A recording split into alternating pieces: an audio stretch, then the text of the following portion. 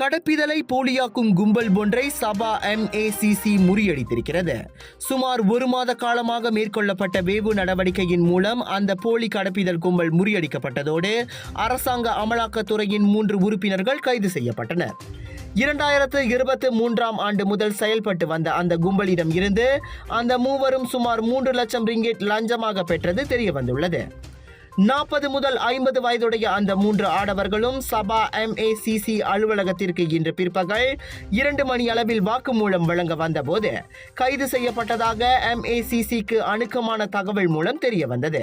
2023ஆம் ஆண்டு முதல் இதுநாள் வரை செயல்பட்ட அந்த சந்தேக பேர்வழிகள் அனைவரும் கடப்பிதழுக்கு விண்ணப்பிக்கும் ஒவ்வொரு நபரிடமும் 3000 ரிங்கெட் லஞ்சம் பெற்றதாக நம்பப்படுகிறது.